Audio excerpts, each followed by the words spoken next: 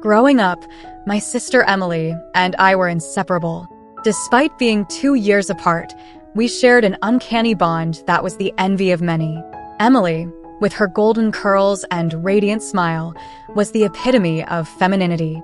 Meanwhile, Alex, was your average teenage boy, more interested in video games and sports than fashion or beauty.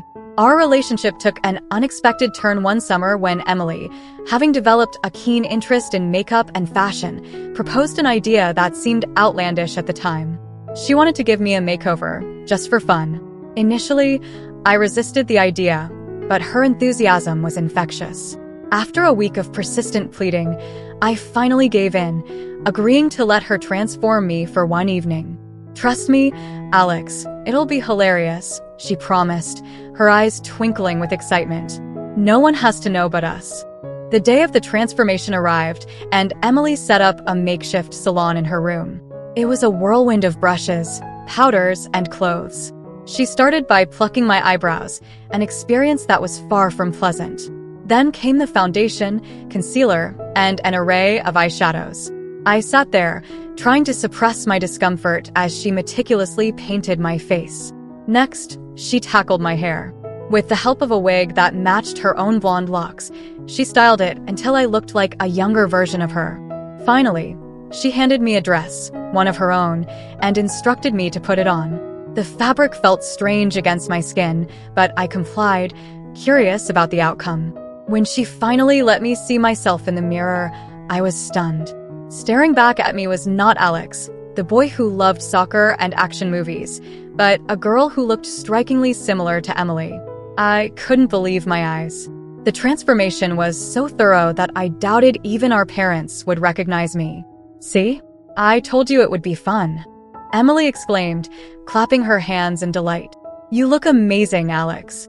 As the days turned into weeks, Emily's enthusiasm for dressing me up didn't wane. She proposed we do it more often, and, surprisingly, I found myself agreeing. There was something oddly liberating about stepping into Emily's world, even if just for a few hours. It was a chance to escape from the pressures of being a teenage boy and to explore a side of myself I hadn't known existed. One evening, while we were experimenting with different outfits and makeup styles, Emily proposed a new challenge. "Alex," she began, her voice serious, "I've been thinking. Why don't we see if we can fool people into thinking you're me? Just for a day." I was taken aback. The idea of passing as my sister in public seemed absurd and risky. But the more I thought about it, the more intrigued I became. Could we really pull it off? After much deliberation, I agreed to the challenge. The plan was to attend a party Emily had been invited to, but this time, I would go in her place. We spent days preparing, perfecting my look, and rehearsing how I should walk, talk, and behave to mimic her. The night of the party arrived, and I was a bundle of nerves. Emily's friends greeted me with enthusiasm, none the wiser to the fact that I was not who they thought I was. I mimicked Emily's mannerisms as best as I could, and to my astonishment, no one suspected a thing. As the night progressed, I found myself enjoying the experience. I danced, laughed, and chatted with Emily's friends, all while maintaining the charade. It was thrilling and surreal, a testament to Emily's skill and my ability to adapt. When we returned home, we were both exhilarated. We had done it. We had fooled everyone. "Alex, you were amazing," Emily gushed, hugging me tightly. "I knew you could do it." The success of that night marked a turning point. Dressing up as Emily became a regular occurrence, not just for fun, but as a way for me to explore my identity. I realized that there was a part of me that enjoyed expressing femininity, a side that had been buried beneath societal expectations and norms. Months went by, and our little secret remained just that, a secret. But secrets have a way of coming out, and ours was no exception. One afternoon, while we were in the midst of another transformation session, our mother walked in unexpectedly. She stood frozen in the doorway, her eyes wide with shock as she took in the sight of me in full makeup and one of Emily's dresses. "Mom, I can explain," Emily began, but our mother held up a hand to stop her. "Alex," she said, her voice trembling, Is this who you are?" I felt a lump form in my throat. I had never considered how our parents would react if they found out. I looked at Emily, who nodded encouragingly, and then back at our mother. "Mom, I don't know," I admitted, "but I think I want to find out." To my surprise, our mother's expression softened. She walked over to us and took my hands in hers. "Alex, I love you no matter what," she said gently. "If this is something you need to explore, then we'll support you." With our mother's support, I felt a weight lift off my shoulders. Over the next few months, I continued to explore my identity with Emily by my side. I started to realize that my journey wasn't just about cross-dressing. It was about understanding who I was and what made me happy. Emily and I grew even closer during this time. She became my confidant, my stylist, and my biggest cheerleader. Together, we navigated the complexities of my evolving identity, celebrating each small victory and learning from every setback. The day I finally came out to the rest of our family and friends was both terrifying and exhilarating. But their support and acceptance reaffirmed that I was on the right path. I began to embrace my true self, shedding the layers of doubt and fear that had held me back for so long. Looking in the mirror now, I see more than just a resemblance to my sister. I see a reflection of my journey, my courage, and my newfound sense of self.